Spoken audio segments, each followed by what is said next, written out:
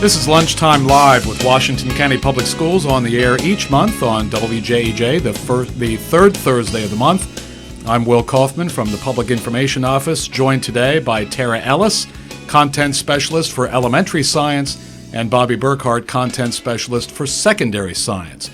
We'll talk science in our half hour today. Welcome to the both of you. Appreciate you coming out. Thank you. Thank you. Bobby, we're going to do something completely off our agenda, which you raised as current events. Talk about the angle you have. I mean, a nice guest, a nice visitor coming to town. Yes, I'm excited. I've been telling them all week the nerd in me is coming out.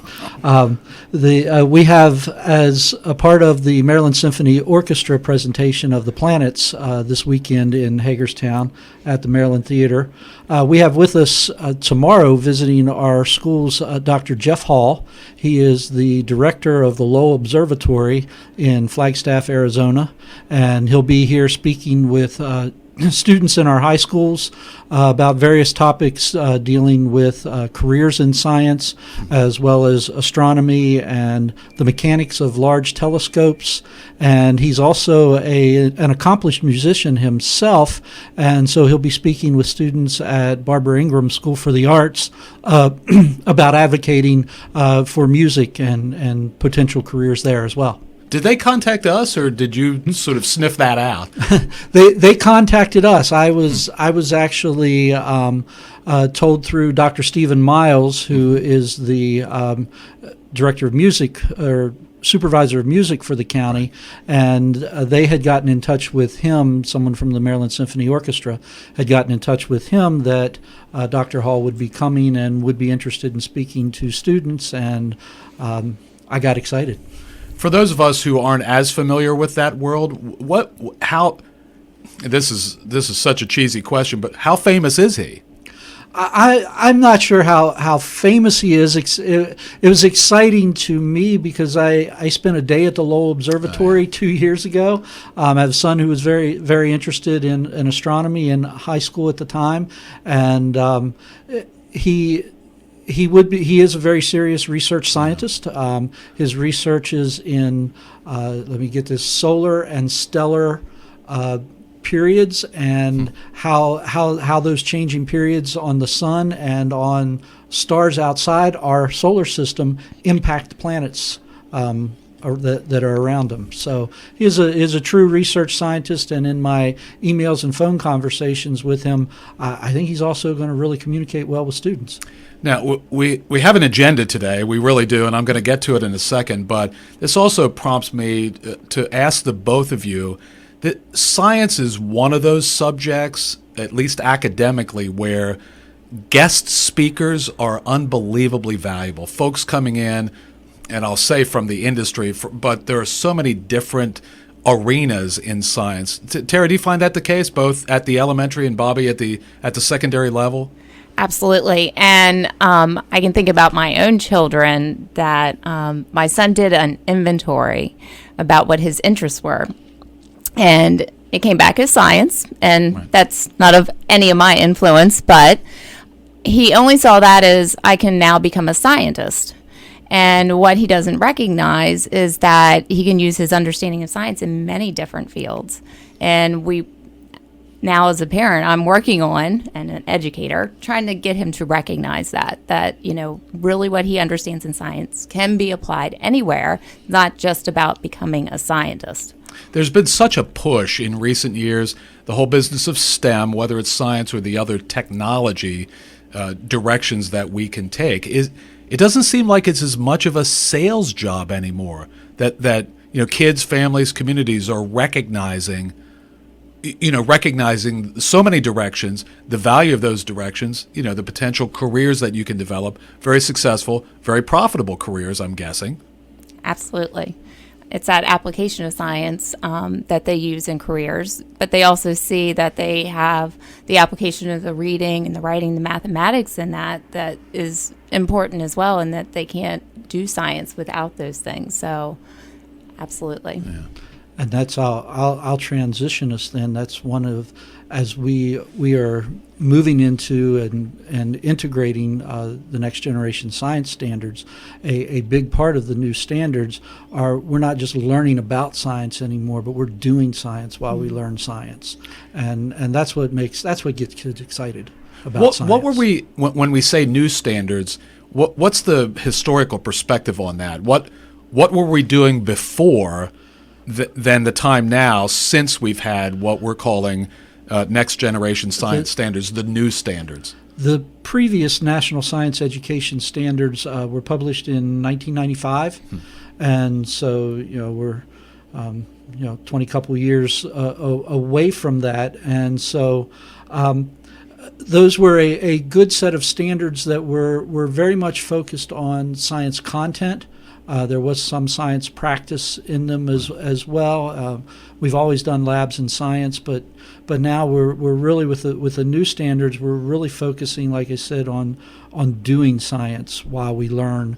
Not just memorizing science facts and giving them back on a test, but actually knowing and understanding science. The term standards always seems to me, and I'm sure to many folks listening, that so everybody's now adjusting to a new set of standards. When I say everybody, I'm guessing that doesn't mean everybody. How does this play out? How were standards created, first of all? How do they apply? Who do they apply to? How put together sort of the bigger picture? The development of the next generation science standards began in 2010. It was a combination of the National Academy of Sciences, the American Association for the Advancement of Science, and the National Science Teachers Association. They got together. In 2011, they published a framework for science education, which basically defined the research background for science education, both research in understanding science and research in how we learn, how students learn. And that's kind of the foundational document for the next generation science standards. And then from that, the next generation science standards were developed by 26 lead states, 41 writers working on them. There was no federal funding or any such thing that came down for them. They were pretty much by states, for states. The next generation science standards were released in April of 2013. Currently, 18 states have adopted the next generation science standards as they were published. Another 10 or so states have adopted their own kind of version that are very similar to what's in the next generation science standards. That's just a massive, massive undertaking. It seems to me to get multiple jurisdictions together, dozens of writers together. How does that? I'm just trying to picture how that practically goes. Well, Achieve, the organization, actually coordinated that effort, and they made sure that they used the framework to develop those standards, and they included all stakeholders in that. So around the table, you would see teachers, parents, pediatricians, who really, all of which understand children, scientists, science educators, all around the table working together and making those standards transparent before adoption so that they could receive feedback on them. Yeah, there were two periods of public feedback on the standards before the final document came out. There had to be, when there's public comment on science creates and I'm not trying to turn this into a reality show, but science creates a little bit of controversy here or there.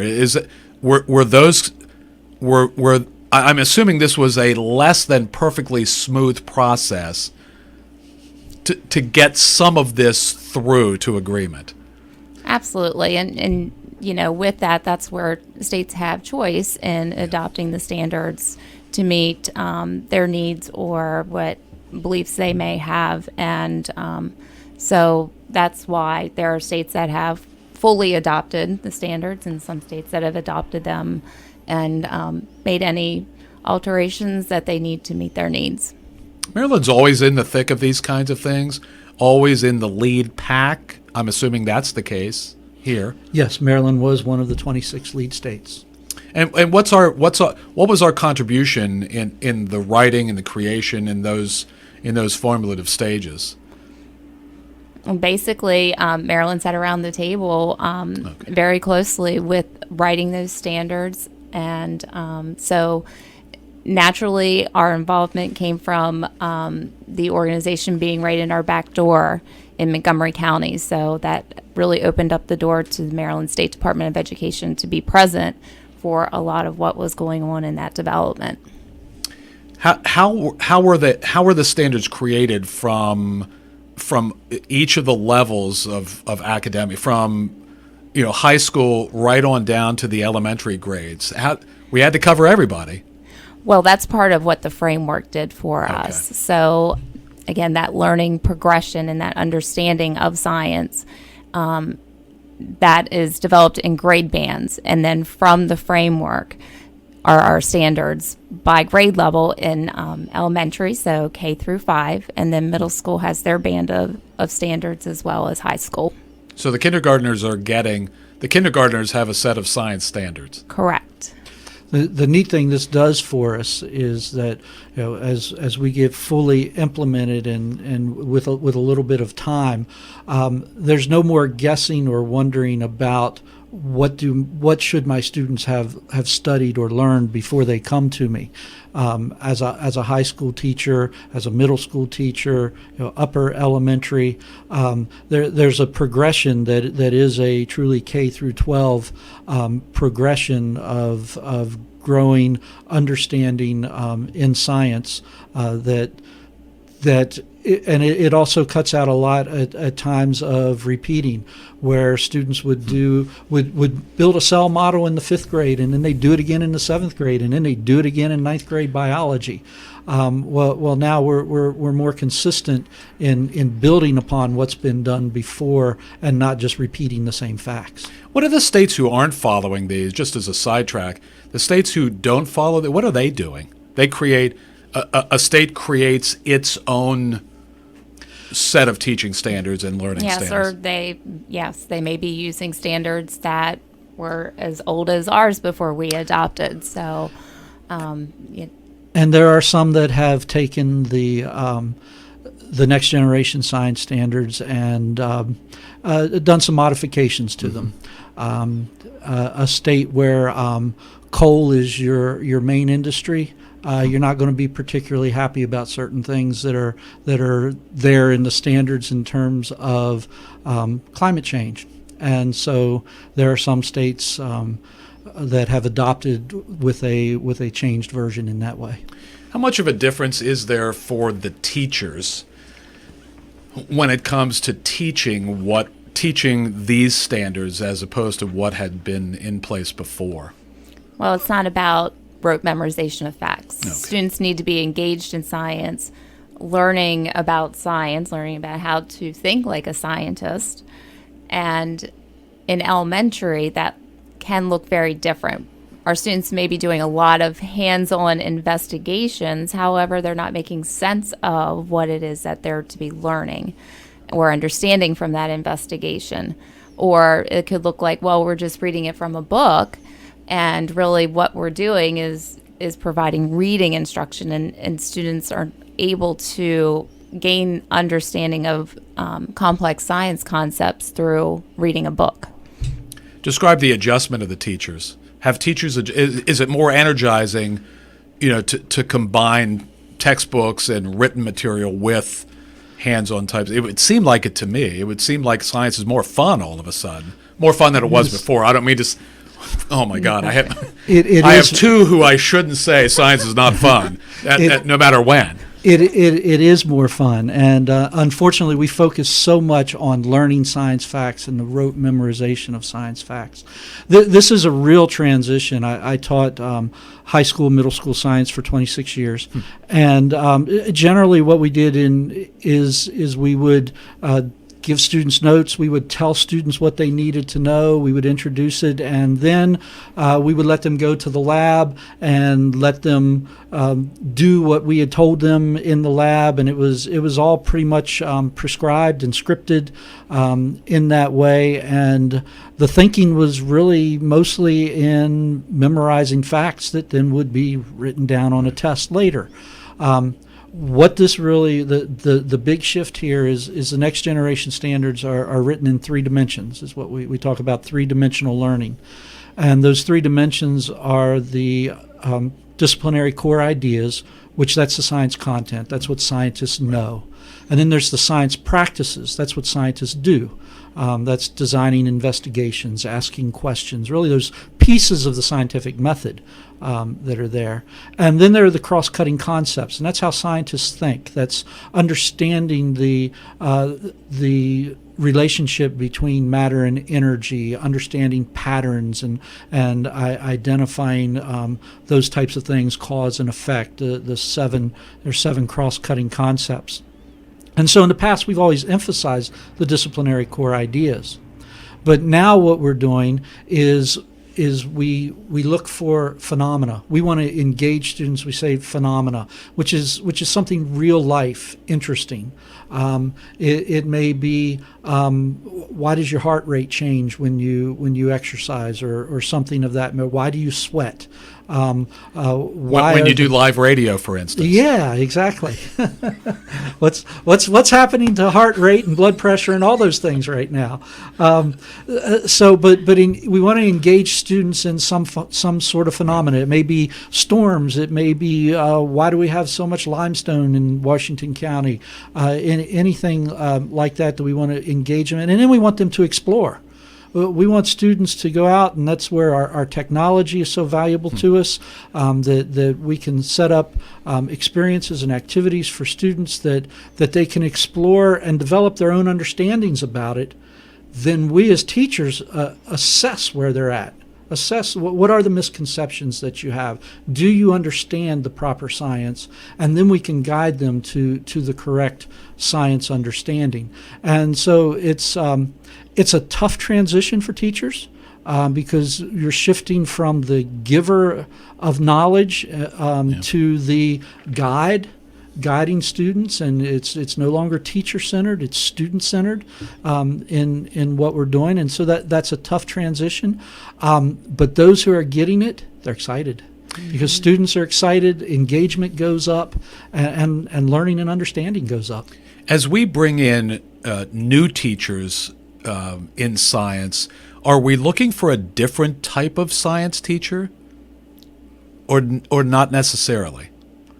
Or do we bring in a good quality science teacher who may not have the background, the perfect background to prepare them for what we do here in Washington County, and then we get them ready on our own? We want any teacher in the way that they're prepared. Yes, they may have to have some background. Right. In content. And for elementary teachers, that tends to be a struggle because in our college classes as an elementary teacher, we don't receive concentrated courses in science. It's a general course. So teaching science in elementary can be scary for a teacher. So we do support them. That's part of what Bobby and I do, is support teachers with helping them with their understanding in the science content. But naturally, teachers want students to engage in science, and sometimes it's not how we learned in school. So we have to make sure that they have that mindset that we want students to engage in science so that they can learn. Through the secondary lens, it's even more important that our teachers coming to us know their content well, that they're well versed in the science, because it's no longer following your scripted notes. But you don't know where your students might lead you within. There's greater variety of where you can go within the standard. It's not willy-nilly whatever we feel like studying today, but within the standard, we're wanting students to develop their own questions. We want student questioning to guide a lot of the understanding and the learning. And so as a teacher, if you're not confident in your content, that can be difficult. And then if I'd interviewed in Washington County 2 years ago, if we were at this point, 2 years ago I didn't have an understanding of this, and now I've drank the Kool-Aid. I'm fully into it, and sometimes it makes me want to go back to the classroom, because I think I'd like to do this, rather than just trying to help teachers to make that transition. If you're just joining us, this is Lunchtime Live with Washington County Public Schools and WJEJ. Tara Ellis and Bobby Burkhart are content specialists, Tara for elementary science and Bobby for secondary science. How have the students, as you've watched teachers using new techniques, using new strategies, just a different feel in classrooms and labs across the county, how have the students adjusted? They're very excited. Anytime I visit a school and a classroom and just sit down beside a student, they are so anxious to show me what it is that they are learning and how they're learning it. And they want to showcase that. They want to tell me about it. So there's an excitement and that they have as students, and we really do attribute that to the teacher excitement. Because if the teacher is not excited to engage students in science, then the students feel that. So the teachers are excited themselves with the standards and what instruction looks like for that. They're seeing the excitement in students, and that really does fuel the teachers to do more. Seems like that creates almost a positive kind of challenge for the secondary teachers then. If the kids are coming all jacked up about science out of the elementary schools, you got to keep the momentum going. That is what I'm communicating, particularly to our high school teachers now, because it's been a little bit of a progression. Elementary implemented a little bit ahead of us. This is our first year of implementation of the next gen standards in middle school, and we have an integrated chemistry and physics class and earth science class in high school that are where the next gen standards are implemented. But we are right now writing that curriculum adjusted to the next gen standards for biology, chemistry, and physics, and so we'll be fully implemented in August of next year. And so yes, that is one of the things that I keep kind of preparing our high school teachers for, is that these kids are going to come up expecting to do things and not just take notes about them. These students are coming up, and they're going to be talking to you about cause and effect, and about the patterns and identifying patterns in things, because that's what they're learning now in middle school, and they're going to be well versed in that when they get to you. What is it about the students? How can you identify, how do you explain to students who just get science and just get math? What is it about those kids? Explain to me the kids who are just naturally great in science and math. I think they're just naturally curious, and we allow them to be curious, and we allow them to ask questions and to explore the world around them. And they're the kids who want to write down what they observe, whether, it's numeric data or, just something that, is more qualitative.